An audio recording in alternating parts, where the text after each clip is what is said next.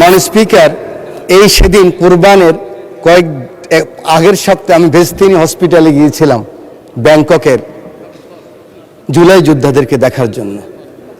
সেখানে অনেকের সাথে কথা হয়েছে। এক তরুণ হুইল চেয়ারে বসে আছে,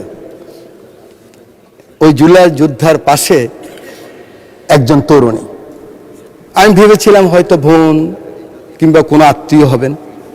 এই জুলাই যোদ্ধা আবু সৈয়দ যেদিন নিহত হয়েছেন সেদিন সে গুলি খেয়েছিলেন। যখন কথা বলতেছিলাম প্রাসঙ্গিক ক্রমে ওই তরুণী বললেন, ইনি আমার স্বামী। আমি বললাম, কবে বিয়ে হয়েছেন? বলে যে ৩৬ জুলাইয়ের পরে।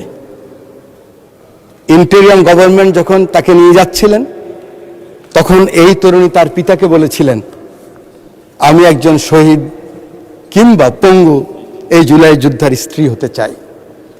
কিন্তু দুঃখের বিষয় কি জানেন মাননীয় স্পিকার, এনটিআরসিতে উনি তখন শিক্ষক নিয়োগ পেয়েছিলেন।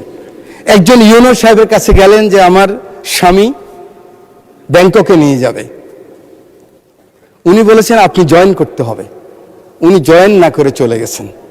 এই হাউসকে এটাই জানাতে চাই, এই যেমন আমরা ৭১কে বুকে লালন করতে পারিনি, ধারণ করতে পারিনি, বারবার মিথ্যা চেতনার কথা বলেছি, কোনো ক্রমে এই জুলাইয়ের চেতনা যেন কোনো আমলা হোক, এমপি হোক, মন্ত্রী হোক, কোনো কারো কারণে যেন জুলাইয়ের চেতনা নষ্ট না হয়।